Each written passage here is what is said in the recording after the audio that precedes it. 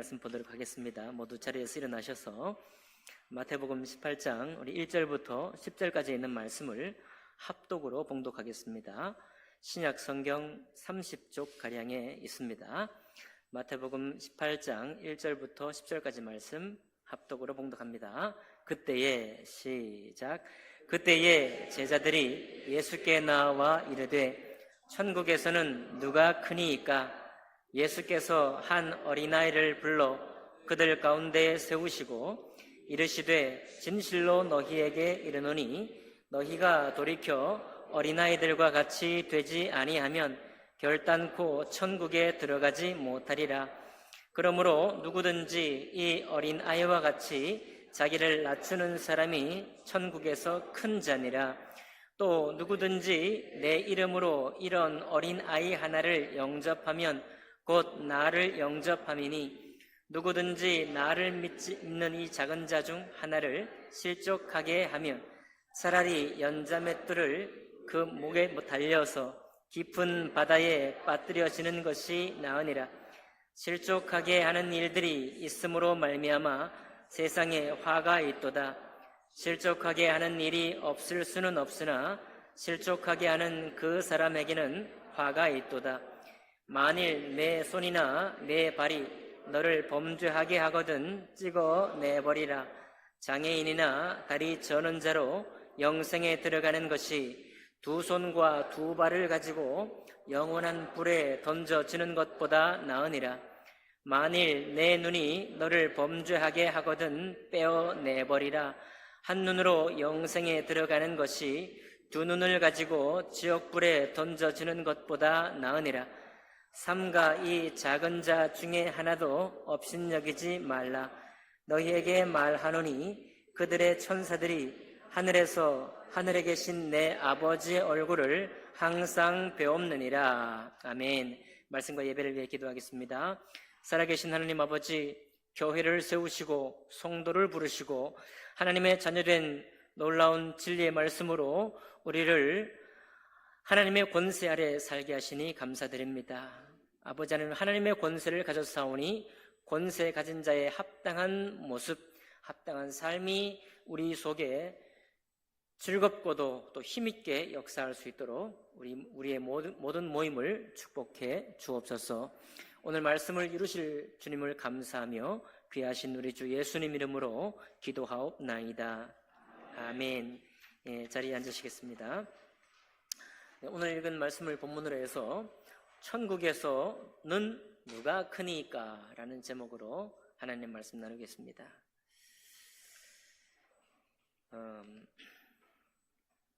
오늘 본문에 1절부터 우리 5절까지 보면 우리가 상당히 익숙한 말씀이 나옵니다. 천국에서 큰 자는 어린아이와 같은 자다. 어린아이는 어떻게 하는 사람이냐? 자기를 낮추는 사람이다. 이렇게 나와요. 자기를 낮추는 사람이다. 이렇게 나옵니다. 겸손한 신앙생활을 말하고 있는 것이죠. 그런데 오늘 본문에 있는 전체 내용은 저를 보십시오. 저를 보세요. 네. 예배 중입니다. 예배 중이에요. 오늘 본문에 있는 전체 내용은 그런 말씀과 조금 다릅니다. 우리가 이해하는 말씀하고 많이 달라요. 오늘 본문은 교회의 질서와 교회의 징계, 교회를 권징하는 말씀, 대표적인 말씀 가운데 하나입니다. 어린아이는 왜 나왔는가 하면 어린아이는 자기를 낮추는 겸손한 신앙의 하나의 이미지로 잠깐 소개되어 있어요. 마가복음이나 다른 성경에는 이 어린아이에 관한 말씀이 조금 더 길게 다루어집니다. 오늘 마태복음에는 이미지로만 나와요. 어린아이와 같이 순전한 신앙을 가져라 이런 말이 아니라 겸손하게 섬기는 사람이 되라 이런 말이 나옵니다. 근데 우리가 또 겸손이라는 말도 세상에서 말씀하는 겸손이라는 단어를 자꾸 이게 착각을 합니다. 쉽게. 겸손은 자기를 낮추는 것입니까? 여러분, 겸손을 자기를 과도하게 낮추면요, 그건 상대방을 모욕하는 것입니다. 겸손은 자기를 낮추는 게 아닙니다. 겸손은 상대방을 높이는 거예요. 겸손한 삶이라는 것은 여러분 우리는 다 각자의 가치를 가지고 있어요. 각자에게 가치가 있기 때문에 상대방은 나를 알고 있습니다. 평가를 적절히 해요. 나를 미워하는 사람은 나를 적절히 평가하지 못하지만 웬만하게 나를 보는 사람은 나를 평가해 줍니다. 그러니 나의 가치를 알아요. 나의 가치를 알고 있는데 나를 굳이 낮추는 것은 상대방을 존중히 여기지 않는 태도예요. 여러분과 저는 저의 가치를 충분히 알고 있기 때문에 그 가치대로 사는 거예요. 그럼 정말 참된 겸손은 뭐냐? 다른 사람을 높여주는 것입니다. 예배 가운데 하나님 앞에 겸손히 예배 드리는 것은 어떤 모습입니까? 하나님, 저는 죄인입니다. 저는 죽을 죄인입니다. 오늘도 죽을 죄인입니다. 이게 겸손인가요? 그렇지 않습니다. 하나님을 경외하는 거예요. 하나님을 높이는 태도가 하나님 앞에 겸손한 태도인 것입니다. 그래서 오늘 여기 결단코 어린아이와 같이 되지 아니하면 결단코 천국에 들어가지 못하리라 이런 무시무시한 말씀을 던지고 있잖아요. 우리 수요일날 말씀에 에베소서 말씀을 나누고 있는데 에베소서 말씀은 특별히 3장 마지막 절에 보면 교회 안에서와 하나님 앞에서라고 단서를 달고 있습니다. 그 말은 천국에서 행해지는 일이 교회 안에서 행해지는 일과 같다는 것입니다. 눈에 보이는 교회 안에서 행하는 일이 보이지 않는 천국에서 행하는 일과 같다는 거예요. 그래서 얼마나 중요하면 하나님께서 예수님도 오늘 본문에서 우리를 다스리고 있지만은 본격적으로 교회를 세우기 시작했던 초대교회, 사도 바울로부터 베드로부터 시작한 초대교회는 권징의 말씀이 굉장히 많습니다. 너무 강한 권징이 있어서 대화하고 권면하면 될 텐데 죽기도 합니다. 아나니아와 삽비라는 그 자리에서 죽어버려요. 은혜가 시작됐을 때 말입니다. 율법 시대가 아니고 예수님의 강력한 은혜가 왔을 때 그런 일이 생기는 것입니다. 그 말은 아나니아와 삽비라의 목숨이 귀하지 않아서가 아니라 남아있는 교회 무리에게 끼칠 악한 누룩이 얼마나 쉽게 퍼지는 것을 주님이 알고 계시기 때문에 그들을 책망함으로 교회를 보호하려 하는 하나님의 뜻이 있는 거예요. 교회는 하나님의 위엄이 서 있어야 됩니다. 하나님의 위엄이 서 있는 곳이어야만 그 위엄 앞에 모든 사람이 복종하는 거예요. 그 복종은 내가 잘못했습니다라는 복종이 아니라 하나님이 나를 하나님의 권세 있는 자녀로 세우기 위해서 나의 지식도 바꾸시죠. 나의 상식적인 생각도 바꾸십니다. 하나님의 말씀에 합당한 생각으로 변화시키는 것이에요. 교회는 그렇게 변화가 필요한 곳이 교회이기 때문에 당연히 하나님의 위엄된 질서가 세워져 있어야만 그런 순종의 모습이 우리 속에 자연스럽게 생겨나는 거예요. 여러분, 저는 여러분들보다 이 자리에 앉아있는 누구보다 자유를 좋아하는 사람입니다. 제가 여러분이 허락하신다면 라운드 티를 입고 강단에 서고 싶어요. 그러나 제가 라운드 티를 입고 강단에 설 때는 언제냐? 여러분들의 모습 속에 하나님을 경외하고 하나님을 경외하는 태도가 굳건히 섰을 때, 그때 저는 라운드 티를 입을 수 있어요. 그렇게 서 있지 않으면 제가 라운드 티를 입지 못합니다. 왜냐하면 제가 그렇게 하는 것은 여러분들을 방종하게 만드는 거예요.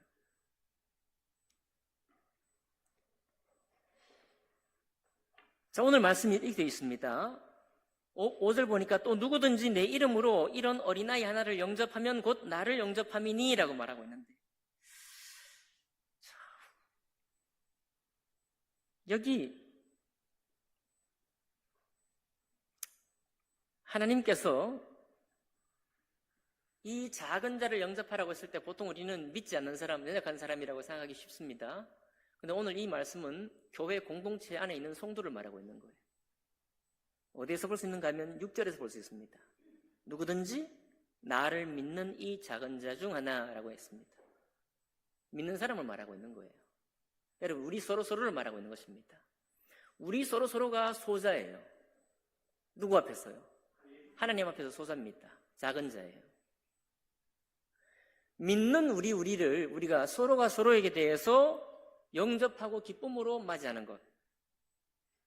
다른 말로 정의하면 그를 높이는 것입니다. 그에게 합당한 태도로 그를 맞이하는 거예요. 근데 그렇게 하지 않으면 하나님이 오늘 또 너무 심한 말씀을 하시거든요. 뭐라고 합니까? 6절에 보니까 누구든지 나를 믿는 이 작은 자 중 하나를 실족하게 하면 어떻게 된다고요? 차라리 연자 맷돌이 그 목에 달려서 깊은 바다에 빠뜨려지는 것이 나으니라. 여러분, 우리가 어느 만큼 잘못해야 연자 맷돌에 빠뜨려갖고 바다에 던져지는 것만큼의 벌을 받아야 될까요? 이 평범한 죄가 아닌 것 같기도 합니다. 실족하게 하는 거예요. 실족은 사실은 작은 곳에서 일어납니다.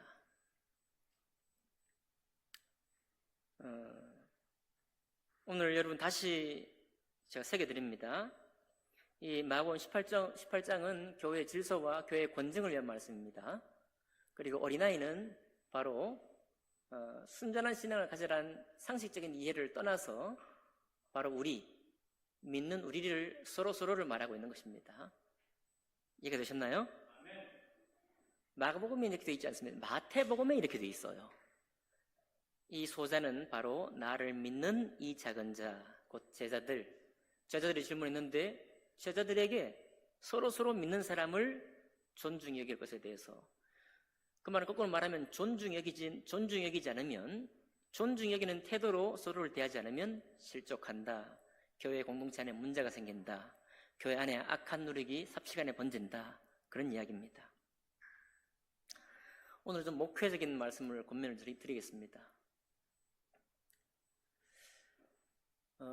여러분, 성소침례교회는 직분이 안타깝게도 목사와 집사밖에 없습니다. 아시죠? 우리 이영성 부치님은 장로교에서 장로였습니다. 장로님이었어요. 장로님인데 우리 교회 오셔서 침례 순종하시고 그냥 부치님으로 인정되고 부치님으로 부르고 있고 부치님으로 부름받은 것에 대해서 아마 불편하셨겠죠. 전에는 저도 좀 그럴 것 같습니다. 그러나 우리 부치님이 잘 받으셔서 지금도 부치님으로, 제가 가끔 사석에서 장로님 이렇게 말씀드리기도 합니다만은 그건 제가 부치님을 존중해서 하는 말씀이고요. 교회 공동체 예법상 그렇습니다. 부치님이 저렇게 우리 교회 법에 맞게 순종하셨는데 우리 중에 누가 그런 것을 소망한다면 교회 공동체 법이 무너지는 것입니다. 이해하셨죠? 제가 왜 안타깝다 말씀드렸느냐, 다른 교회는 권사도 있고 집사도 있고 전도사만 있지 않고 강도사도 있고요, 그 다음 장로님도 있고 권사 말고 또 또 있더라고요. 권찰. 한국에 굉장히 적합한 제도예요. 우리는 이게 연령에 따라서 이 호칭을 걸맞게 해주는 것이 편하거든요. 그런데 이해하고 들어서 이놈의 성서침례교회는 그런 호칭이 전혀 없습니다. 형제, 자매, 성도, 끝 없어요. 그러면 우리 성서침례교회는 왜 뭐 잘났다고 뭐 대단하다고 큰 교회도 별로 없으면서 그럼 호칭도 제대로 못 부르게 해서 우리를 곤란하게 만드느냐. 내용입니다. 내용. 신앙의 내용 외에는 내가 신앙에 성숙하고 신앙으로 하나님 말씀으로 나 자신을 다른 사람에게 인정받고 인정될 만큼 나의 신앙을 위해 헌신되지 않고는 아무것도 아니다. 호칭도 아무것도 아니다. 오히려 장로교회는 장로님 때문에 일어났습니다. 그러나 장로교회는 장로 때문에 망하는 거예요. 성서침례교회는 성서침례 때문에 일어납니다. 그럼 똑같은 논리죠. 성서침례교회가 망하는 길은 성소를 중히 여기지 않고 침례를 귀히 여기지 않으면 망하는 거예요. 여러분과 제가 오늘 제가 주보에 성서 침례교회 성도의 비전이라고 우리 교회 홈페이지에 있는 것을 적었습니다. 성도의 비전, 목자의 비전, 그 다음에 세계 비전 적었습니다. 이 세 가지 비전은 저만 귀히 여기는 게 아니에요. 하나님 말씀에서 이것을 가장 귀히 여기는 것입니다. 그런데 참 재미난 것은요, 제가 목회를 좀 잘못한 것도 있습니다. 말씀 사역자가 너무 귀합니다. 말씀으로 어떤 사람을 구원에 이르게 하고 구원에 이른 그 사람을 말씀으로 양육해서 나와 똑같이 하나님의 자녀로 지식에까지 새롭게 되고 하나님의 말씀의 그 풍성함을 배우기를 사모하고 또한 가르치기를 기뻐하는 사람, 그 사람이 교회에서 가장 인정받아야 합니다. 그런데 그 길은 굉장히 다른 사람에게 드러나지 않는 길이고요, 성과도 별로 안 나. 여러분, 말씀 가르치는 사역은요, 성과가 안 납니다. 잘 뚜렷한 변화도 잘 없어요. 그러니까 답답한 거예요. 하지만 그 밖에 다른 봉사는 모든 사람의 눈에 띕니다. 쉽게 그의 섬김이 보여요. 인사받을 수 있습니다. 말씀 사역자는 인사받지 못해요. 이 말씀 사역이 강건히 선 교회조차도 힘들어하는 분들이 많이 있습니다. 왜? 이거 내 생활도 바쁜데 이 변화되지 않는, 나도 변화되기 쉽지 않았지만 변화되지 않는 사람을 향해서 말씀으로 계속 먹이고 시간을 투자하고 만나서 이 말씀을 공부한다는 것이 얼마나 힘든지 몰라요. 빛도 안 나. 그러니까 안 하려고 그래요. 하나님의 말씀이 우리가 성도가 된 이후에 우리에게 큰 기쁨은 우리 주님을 알아가는 것입니다. 하나님 말씀의 그 풍성한 꼴을 찾아 누리는 것입니다. 그것이 내 생각을 변화시키고 내 삶을 변화시키고 있는 이 사실이 너무 감사하고 감격스럽기 때문에 세상 어디에서 당신에게 이런 변화와 이런 지식에까지 새롭게 하는 것을 얻겠습니까? 하면서 나누어주는 것이고, 그 나눠받은 사람이 똑같이 야, 하나님 말씀이 이렇게 오묘하고 이렇게 달구나 라는 것을 깨달아가면서 교회를 이루어가는 모습, 그것이 성서 침례교회가 원래 추구하는 교회의 모습입니다. 그것이 바로 서지 않으면 우리에게는 어려움이 찾아옵니다. 호칭 문제 하나 더 말씀드리겠습니다. 여러분, 제가 교회 왔을 때 여러분은 저를 기대하셨습니다. 우리 원로 목사님, 정영수 목사님, 김문기 사모님 지금 영상으로 보실 거예요. 한창 몇 년이 지나자마자 그런 얘기가 있었습니다. 사모님을 어떻게 부를 거냐? 왕사모님이라고 부르고 작은 사모님이라고 부를 것이냐? 호칭의 문제가 있습니다. 아마 우리 김문기 사모님이 좀 불편했을 거예요. 겪어보니까 그렇습니다. 여러분, 저는 여러분이 사모님이라는 것은 세상에서 영업할 때 사장님, 남자는 사장님, 아내는 사모님 이렇게 불러줍니다. 맞죠? 영업 용어예요. 그거보다 좋은 게 없습니다. 왜냐하면 사장 아니지만 사장님 불러주는 게 뭐 나쁠 거 없잖아요. 뭐 중요한 사모님 아니어도 사모님 부르면 나쁠 게 없잖아요. 존대해 주는 것입니다. 영업적으로 존대해 주는 방식이 사장님, 사모님이에요. 교회는 그렇지 않습니다. 여러분, 성폭교회 사모님은 한 분이에요. 이해하십니까? 다른 호칭의 사모님을 쓰지 마십시오. 그거는 섬기는 사모님의 마음을 실족해 하는 것입니다. 목사님의 아내는 사모님입니다. 아셨죠? 사석에서 여러분 얼마든지 존중의 태도로 그렇게 부르시기를 바라요. 부를 수 있습니다. 교회는 그렇지 않습니다. 그거는 섬기는 사람을 아프게 하는 거예요.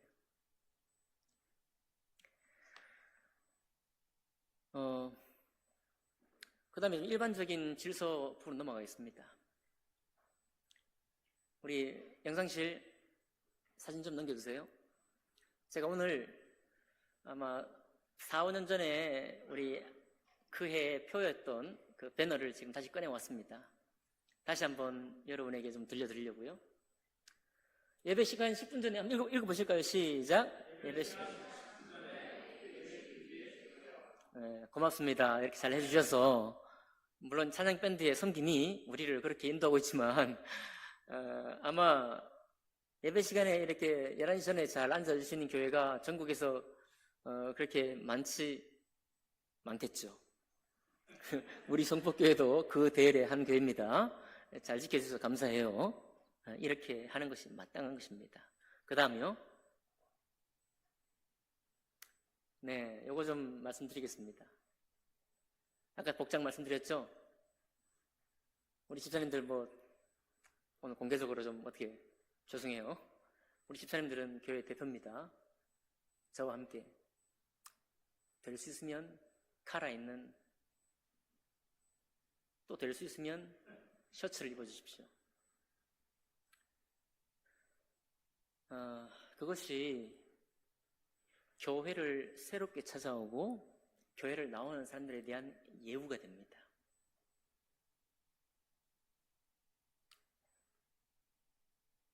그런데 우리 집사님들은 사실 너무 이 교회를 40년 동안 섬겼습니다. 수요일 날 한창 일을 하다가 예배를 드리오셔요. 빠짐없이. 근데 수요일 날 와보면 40년째 예배 드리는 인원이 비슷해. 같은 동네 사람들이에요. 쉽게 말씀드리면. 왜 그런 모임에 셔츠를 입고 다 갖추고 오고 싶은 마음이 들겠습니까? 이거는 성도 여러분, 오늘은 특별히 우리 은사모 부친 모친들께 좀 권면드리겠습니다. 수요 예배를 좀 세워주십시오. 우리 은사모 부친 모친님, 수요를 좀 기억해 주십시오. 너무 같은 사람들만 예배 드리기 때문에 복장을 준비하는 것이 과도한 준비처럼 느껴지는 거예요. 그러나 예배를 여러분 그렇게 귀히 여겨주시면 우리 집사님들이 그렇게 생각하실 때 한결 쉬울 겁니다. 이해하시죠? 넘겨주세요. 사진 띄워주십시오. 마크 저커버그입니다. 페이스북을 만든 사람이죠. 이 사람은 평생 저 라운드티 색깔도 똑같습니다. 저것만 100벌 있나 봐. 100벌. 항상 저 옷만 입어요. 카키색. 넘겨주세요. 오른손에 들린 거이 뭔지 궁금해하지 마시고 마크 저커버그가 최근에 서핑을 하는 사진이에요. 페이스북 창시자인 마크 저커버그가 워낙 창의적인 사람이기 때문에 라운드티 하나 입고 다른데 자기 일을 꾸미는데 아무 신경 쓰지 않습니다. 오직 창의적인데 신경 쓰기 때문에 라운드티를 입어요. 우크라이나 대통령 젤렌스키도 지금 전시 중에 있기 때문에 라운드티를 입습니다. 카키색 전투복 같은 특별 상황이죠.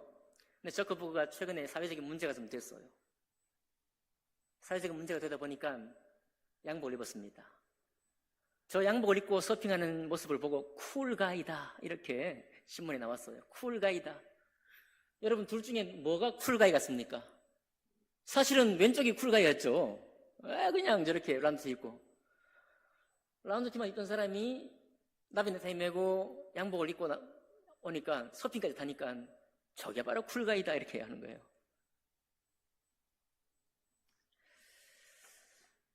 우리 교회의 특이한 현상은요, 새로 나온 분들은 새로 올 때 거의 정장에 가까운 옷을 입고 온다는 것입니다. 근데 한 1년 지나면 우리랑 똑같아져요. 왜요? 우리가 너무 편하게 입으니까. 우리가 너무 편하게 입으니까요. 우리가 그렇게 본을 보이니까 그렇습니다.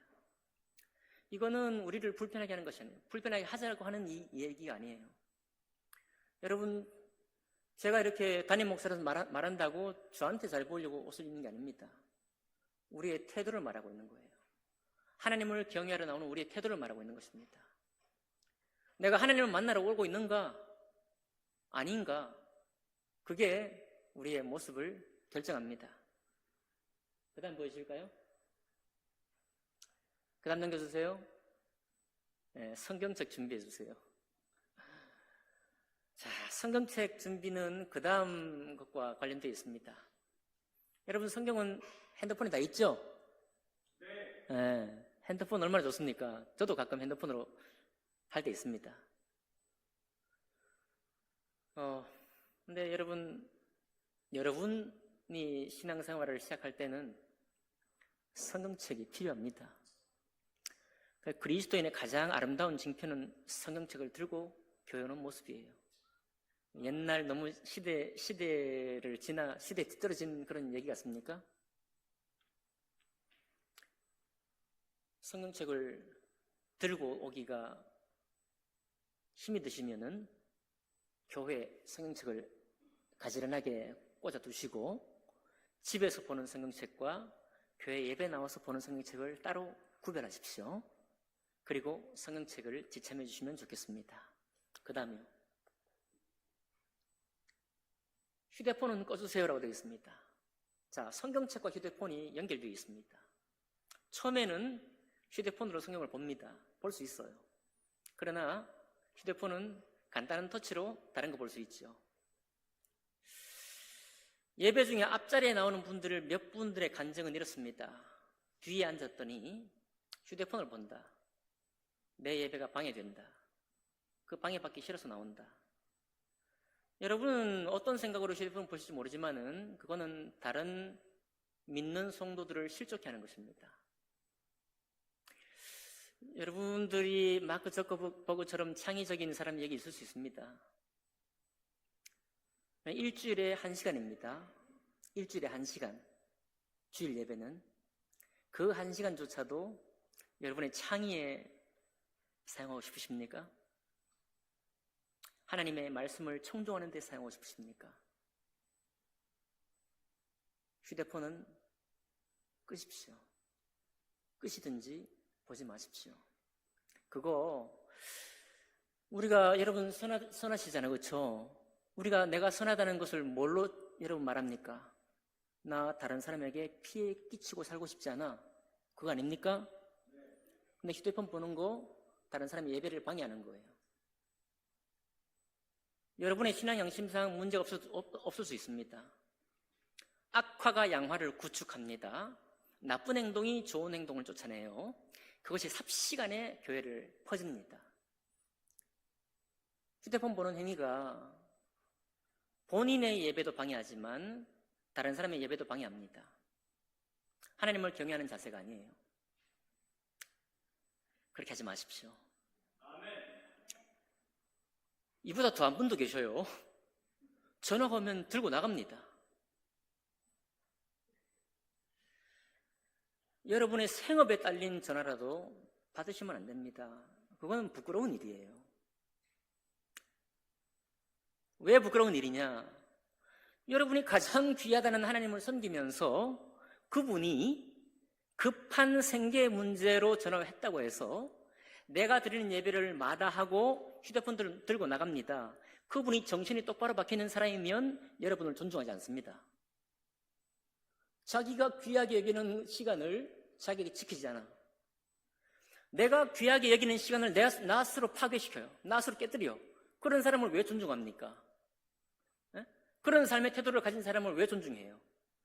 자기가 있는 시간, 자기의 시간조차 귀하게 여기지 못하는 사람을 어떻게 다른 사람이 존중을 받겠어요?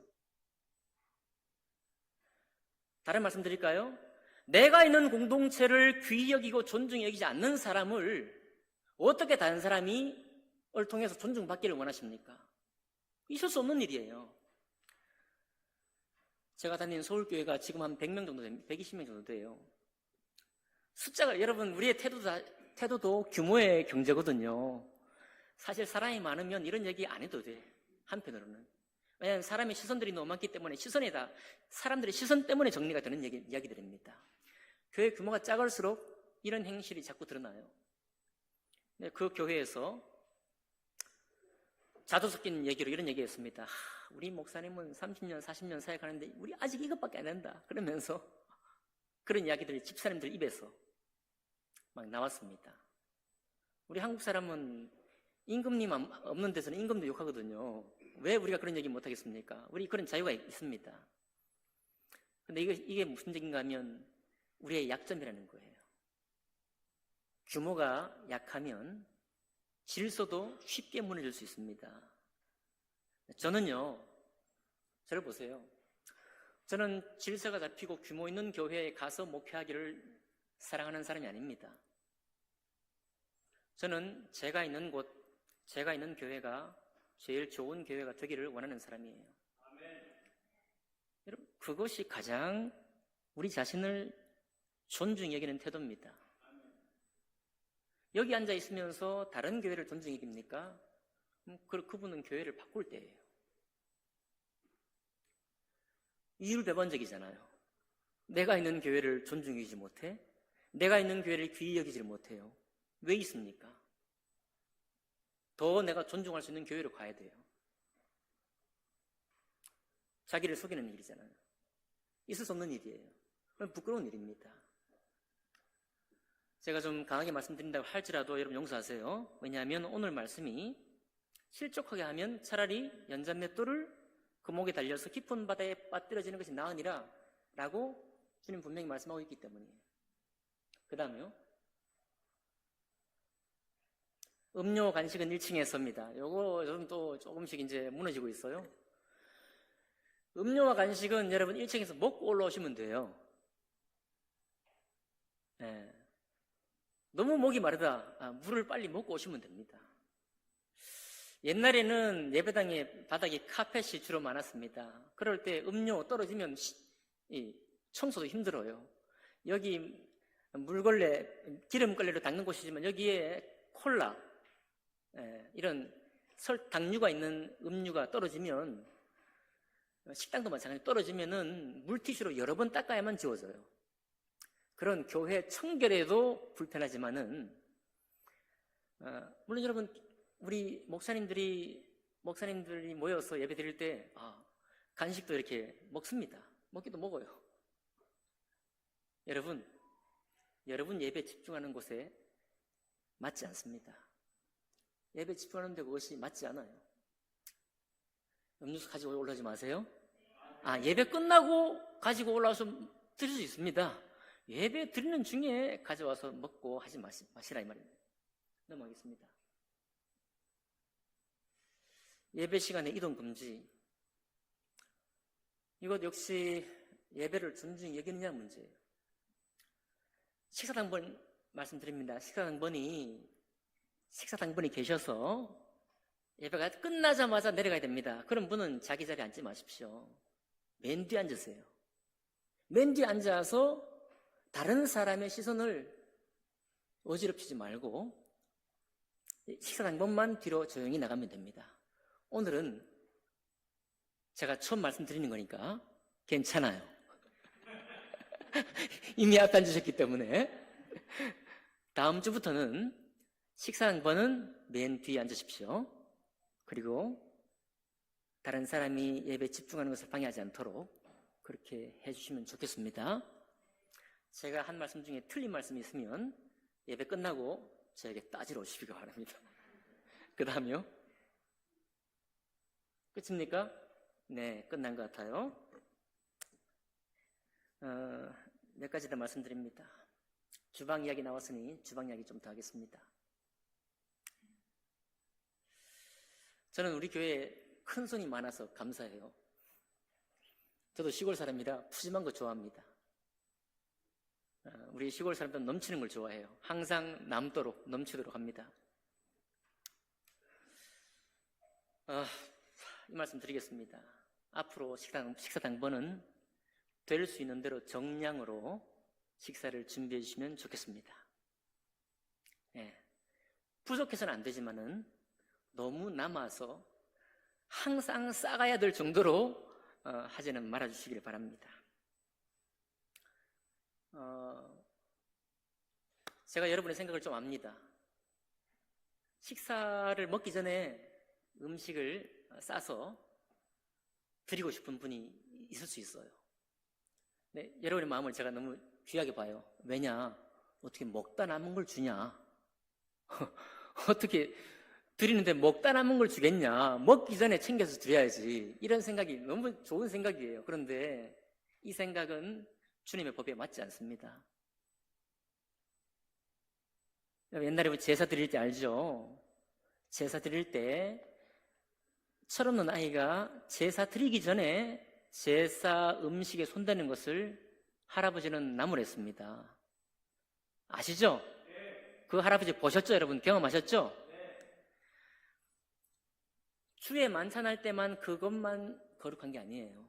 우리가 매일 준비하는 식사도 거룩한 것입니다. 왜냐하면 주의 식탁에서 교제를 하는 것이기 때문에 거룩한 거예요. 식사하기 전에 여러분의 그 착한 마음으로 먼저 음식을 챙기거나 싸는 거는 그 똑같은 마음을 누가 품었는지 아십니까? 엘리의 두 아들 홈리와 비느하스가 품은 거예요. 어차피 내가 먹을 거야. 제사장 음식입니다. 넓적다리 그거 내가 먹을 거예요.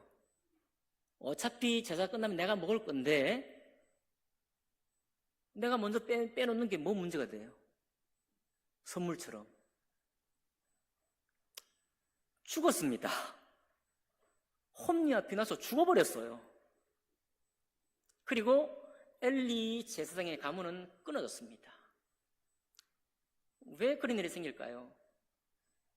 내가 섬기고자 했던 뜻은 선하고 착했지만은 왜 그런 일이 생기나요? 다른 사람이 실족하기 때문에 그렇습니다. 다른 사람이 실족해요.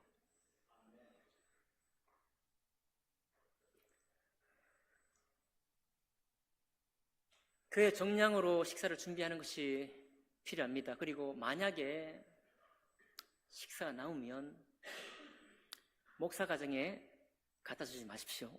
이번 주부터 사모님 이리 섬기고 저리 섬기고 바쁜데 한 끼 이렇게 쉽게 좀 해 드시라고 이렇게 가져다 주지 마시고 폐기 처분하십시오. 아까워하지 마시고.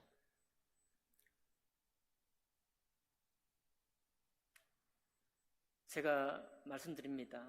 저는 우리 교회를 너무 좋아합니다. 사실 큰 손 좋아하고요. 여러분의 선한 마음 너무 좋아합니다. 저도 풍성한 거 너무너무 사랑하는 사람이에요. 저의 성품을 거스르는 말씀입니다. 지금 이 말씀이. 그러나 다른 사람이 지금 곤혹을 겪고 있습니다. 이거는 빨리 정리해야 돼요. 새로운 분들이 마음에 어렵습니다. 정이 도와드릴 필요가 있을 때는 모든 식사가 끝나고 정결한 음식을 챙겨서 그분을 섬겨주시면 좋겠습니다. 이해하시겠죠? 이거는 미리 말씀드렸어야 되는 건데 제가 사실 권징하고 치리하는 거 잘 안 합니다. 그런데 교회는요, 목사가 치리하거나 권징해야만 하나님께서 원하는 교회가 되어갑니다. 어쩔 수가 없어요. 오늘 보니까요, 7절 봅니다. 실족하게 하는 일들이 있음으로 말미암아 세상에 화가 있도다. 실족하게 하는 일이 없을 수는 없으나 말하고 있습니다. 안않게 실족하게 하는 일이 없을 수 없다. 그 말은 우리를 하나님이 품으시는 거예요. 우리가 어떻게 하다 보니까 이렇게 돼요. 어떻게 하다 보니까 이렇게 잘못해요. 어떻게 하다 보니까 똑같이 합니다. 이런 일이 우리 속에 자주 있습니다. 그래서 초대교회에 사도들이 구제에만 빠지는 일에 문제가 있다. 우리는 말씀과 기도를 통해서 영혼을 구원하고 그 영혼이 하나님 말씀 앞에 성장하고 자라가는 것이 교회를 세운 첫 번째 목적이기 때문에 그 목적으로 돌아가자 하고 7 집사를 선발해가지고 따로 구제 일을 감당하도록 했습니다. 왜 그랬을까요? 문제가 생겨서 그렇습니다. 다른 사람이 실족해서 그래요. 고린도 교회에 우리 교회 음식이 너무 맛있잖아요. 그죠? 너무 맛있어. 너무 맛있어서 우리 은사와 부친 모신들도 가끔씩은 이런 얘기 하는 것 같아요. 우리 옆에 사람 좀 초대하고 싶다는 얘기도 할 만큼 우리가 지금 음식이 맛있습니다. 그 섬기는 너무 감사해요. 그런데 고린도 교회에 세워놨는데 음식이 거기도 맛있었나 봐요. 고린도 교회도 음식이 너무 맛있었나 봐요. 그래가지고 일하는 사람들은 먹기도 전에 부자들이라든지 몇몇 사람들이 먼저 가서 음식을 다 먹어버리는 거예요.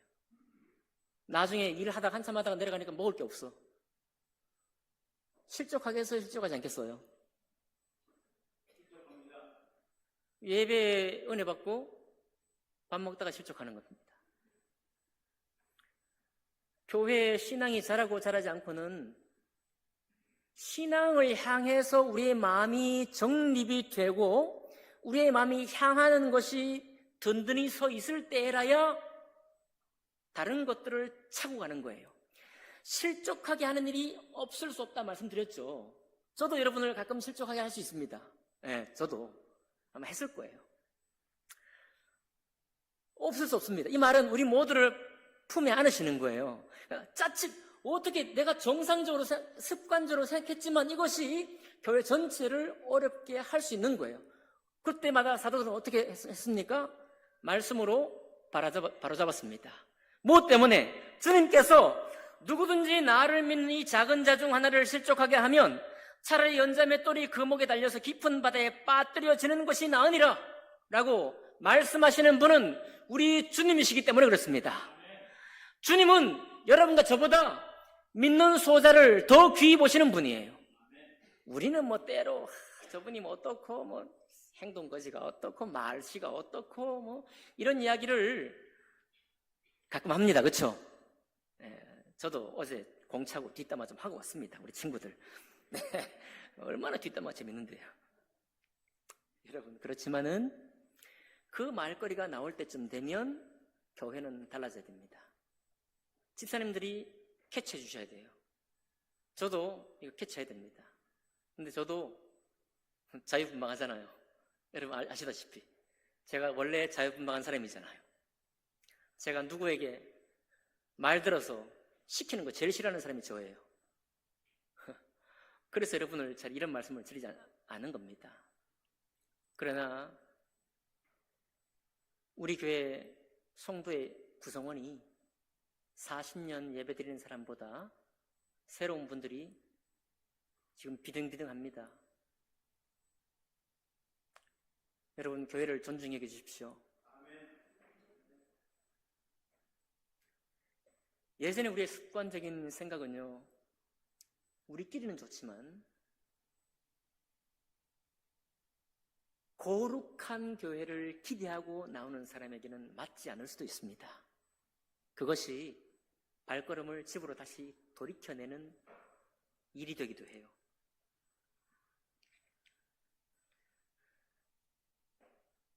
말씀을 귀히 여기시고 말씀이 깨달아지는 곳으로 우리의 모든 신앙이 향할 수 있도록 힘써 주시기를 바랍니다. 제가 오늘 마지막으로 부탁드리는 것은 말씀을 가르치고 말씀으로 보이지 않는, 아무도 인정되지도 않는, 열매가 언제 나올지도 모르는 그런 일들이 말씀 사역인데 말씀 사역을 마음에 좀 품어줄 수 있기를 바랍니다. 학생부에게도 말씀 사역이 필요합니다. 빛이 없어요. 말씀 사역하는 사람은 이 강단 앞에 서지 않습니다. 아무도 여기 나와가지고 주일마다 얼굴을 비추지 않아요. 말씀 사역이야말로 보이지 않는 곳에서 이루어지는 일입니다. 그런데 하나님은 그 사역을 귀히 여기셨어요. 할 수 있거든 그 사역을 다시 품어주시고, 은사모 부친모친들도 마찬가지입니다.